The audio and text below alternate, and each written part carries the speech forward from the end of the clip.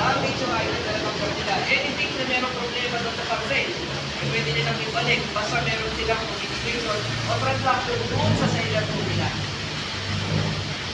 Okay?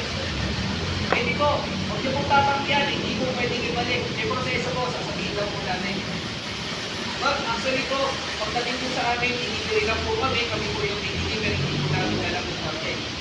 Hindi po pwedeng ibalik sa amin, pero may proseso naman po para maibalik po yung parcel na mali yung tatanggahan. Okay?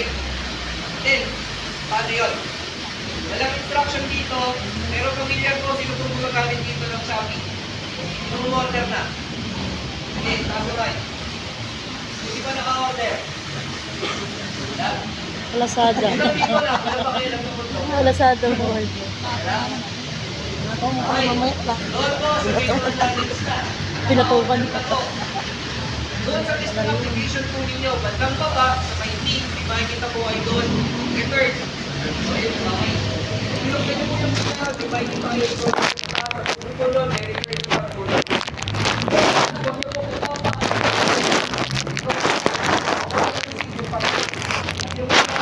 ito po yun.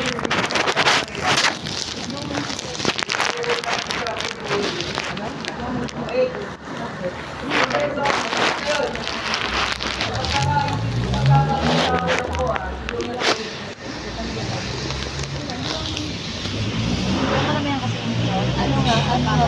Pinili yung option ng return refund, and then ipindutin po nila kung anong reason bakit nila gustong ibalik yung parcel. Okay, labas na tayo kung bakit nila gusto. The next, return, nakalagay dito, replace, or refund. Hindi po natin natin. Yun yung kagustuhan nila kung anong gusto nila gawin. Mapapalit pa sila ng parcel nila, or magpaparefund po sila. Sa kanila na transaction yun, labas tayo doon. At least tayo, kinakaitan natin sila. And then, scheduling po. Okay, scheduling po ng parcel nila kung kailan nila gustong iba. Schedule pa mali. And then, option po kung anong klaseng logistic yung pipiliin po nila. Sinabi po logistic, ito lang po Ikaw wala po kayo ng idea. Pag sinabi pong e-commerce, pamilya, sino po nakakalam ng e-commerce? Pag sinabing e-commerce, yan po yung platform online na pwede mo orderan. Ayun. Shopee. TikTok. Lazada. Yan yung mga platform na tinatawag natin e-commerce. Pag sinabing logistic, yan po yung nagdi-deliver ng mga parcel. Atin po nila. Which is tayo po yung XPX. Gets nyo? Okay. Ito po yun. Mag-okay na po yun. Naka-RTN na. Pwede na po. 3 days po. Once na na-receive na nila yung parcel, nakapag-generate na po sila ng tracking number nila. Sa loob ng 3 araw, doon pa lang po sila pwedeng pick-upan. Okay, ibig sabihin po, hindi po ura-ura na nasasabihin sa'yo, kunin mo na to. Okay, wala pong tatanggap ha. Kasi kailangan mo po yun na transaction nila sa seller. 3 days pa po, bago po, umantar yung pick-up po nila. Again, baka may pagpatalo po sa inyo ha. Naliwanag lang po natin na bagay sa kanila. Next, kung mapalit po dito, as long as order is within RR o yung return to refund window, buyer can find new RR request. Marketplace 3 days, call 7 days. Ano po yung pinagkain ko niya? Ano po ba yung marketplace? Naalam? Yeah. Kung sinabi mong marketplace, ano? Kung sinabi mong marketplace, yan po yung B2C at saka C2C. Business to customer and customer to customer. Sino po dito naging seller na? Sino po yung naging seller na dito? Yung business nila, itinasok nila doon sa mismong Shopee. Ganon? O, pero may kilala kayo na order ng ganon. Okay po, yun po yung sinasabi, marketplace. Nasa loob po, pagkatapos po nilang matanggap yung parcel, pwede pa po nilang ipalit yun. Pero 3 araw. Once na na-receive nila ngayon, okay, papabook sila, and then 3 araw pa yung pagitan, pwede pa po yun. Kasi yung 2 days pagitan doon, yun naman po yung process para pick-upin po natin. Yung sinasabing mall, yan po yung legit. Sabihin natin yung o-order ka sa Nike, o-order ka sa Adidas, May solid store. or sabihin natin, o-order ka sa mismong branded na tape. Yun po yung mall. 7 days po. Pakita yung tagal ko na pwede natin balikan. Kagigets? Tingnan po kung ano po pinapabalik nila. Baka sabihin natin branded yun. Or mall. 7 days pwede ba? Okay. Dito ba alam? Either hour, like kahit po rin pa ba? Dahil ikaw kung to 3 PN, sinabing 3 PN, third party ng mistake. Marami po yan. Dito pa tayo. ASD. Ito. Ilang araw. Lahat po ng alam ninyo, kakompetente natin, 3 PN po tawag yan. Next. Pag yan po nagkakaroon ng great reason, ibig sabihin po, hindi po yan counted sa dalawang anem. Ibig sabihin, pag mali po natin, hindi natin pinuntahan, hindi natin pinansin, naka-assign po sa inyo, hindi malino, customer. Mali po natin. Ibig sabihin, dadagdag pa po yun sa araw. Okay? Next, ito po. Never po, sa unang araw po, makapagay po kayo. Problematic din po natin. Depende po kung anong reason. Possible, buyer, hindi pa nakapag. Okay, mga bilang reason. Next, never naman po. Successful. Ready na. Nagpagsin. Nakita niyo yung packaging maayos. May tracking number. Tama naman.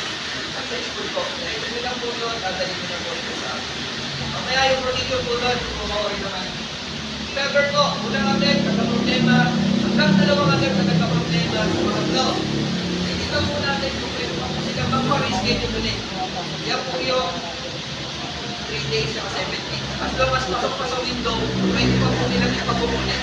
Pero pag lumagpas na, matik na yun, hindi na nila pwede kumalik. Okay? Ito po, ito yung end. Ano na po mabilis yung transaction natin. Next, ito po. Ang gusto nila. Mag-request doon sa application po nila. And then, after na mag-approval, okay na, may tracking number na. Ito po dito, up-assign number po dito. So may communication na po tayo dito sa mga FM po natin. Personnel. Okay, mostly po sa umaga, si Sir Renz, Sir Lawrence. Okay, yung malaking nakakadot. Ang gilid. Okay, kita nyo makikilala nyo yung nila. Alam nyo ba yung time nila? Iyata. Okay. At saka si Harley. Harley. Same lang sila ng oras, sir. Alas 8, sir. Okay, may dalawa po tayo personnel na pwede mag-assign po sa inyo. Okay. Then ito po, ito po, traffic po natin. Box of 2 days from home, 8 or box 2 pick-up after 2 days. Then writer is notified. Yung assignment. Yan po is madadagdag po doon sa Disco Writer Application po. Okay, hindi lang po siya sasabihin, pick up ka doon. Kinasay po yan, magre-reflect po yan doon sa mismong writer ops po ninyo. Kung saan po kayo, kung ano pong ginagamit ninyo for delivery. Namin po yan. Yan po siya. Okay. Then, writer pick up or check packaging is up to standard.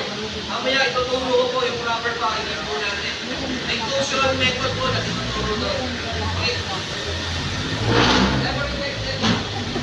Writer na naman namin next day. Okay? So kung kaya naman ayusin kasi hindi lang po yan ito kasi inyo. Hindi natin malupit tayo. Meron tayong 2% for delivery. Yung oras na ganyan, as ayusin pa natin yung parcel nila, siguro hindi na kaya. Kaya? Hindi nyo kaya yun. So pwede kong i-guide po natin kung wala na po tayo sa oras, 5 minutes or 10 minutes kung kaya natin bigyan ng extra effort. Ano ba problema? Basta kaya sa oras nyo. Ituruan na lang natin para makipag na rin natin within the same day. Okay? Pero kung hindi kakayanin, marami kayo i-break. Problematic na lang po natin. Pero may protection po yun. Puti yung ano. Puti yung Hindi, bala. pero pag talaga bumabalik. So, yun ba ito?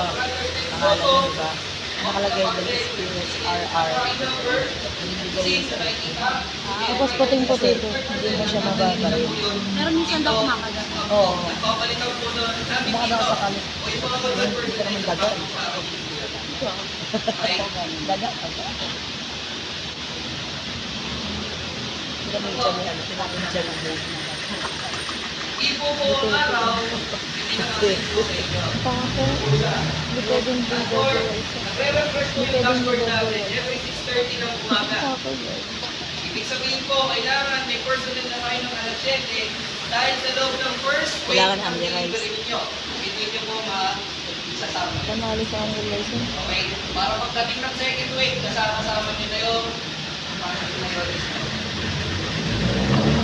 okay po? Gusto nyo ng third week, okay lang naman. Ayan. Anyway, siguro kakayanin yun kung may third week pa tayo at siguro hindi pa kayo nakakaalis. Pwede siguro. Pakiusap lang namin siguro sa inyo yun. So, hindi naman mabigat kung mabigyan namin kayo ng isa o dalawa.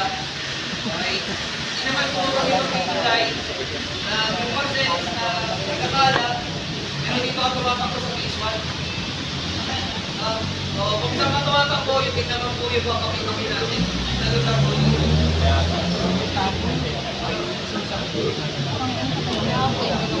Sa talong po, paipon po muna para tuloy tayo.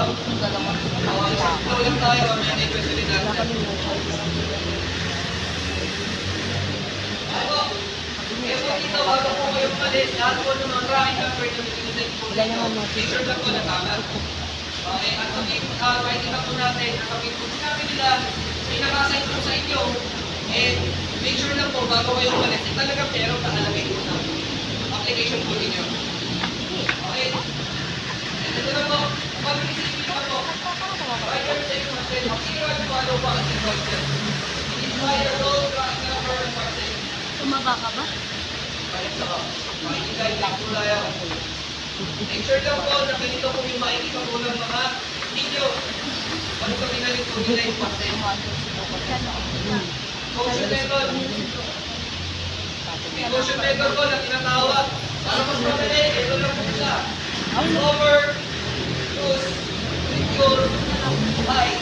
Jawab. Ano sa'yo? Nagkakapi ka dito. Over, notify. Explain natin.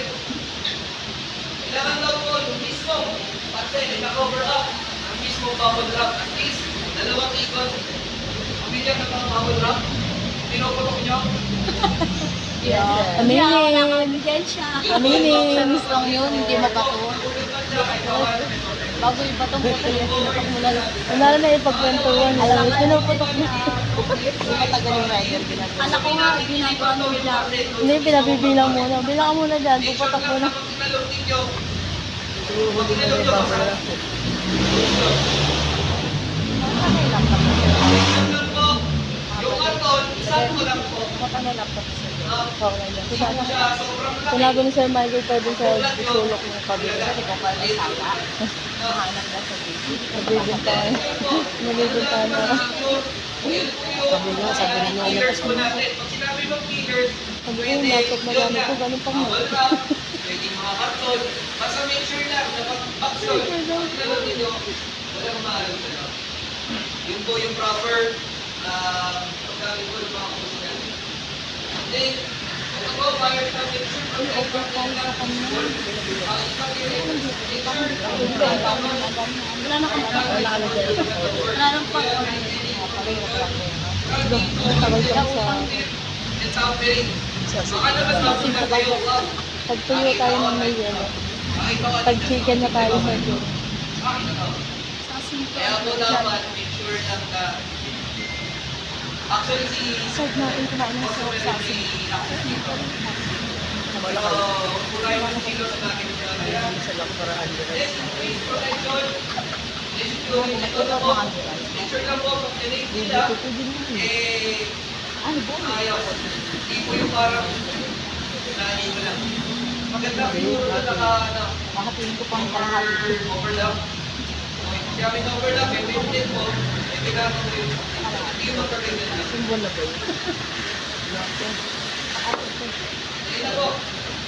Is, siguro naman marunong tayo tumingin ng tama at mali.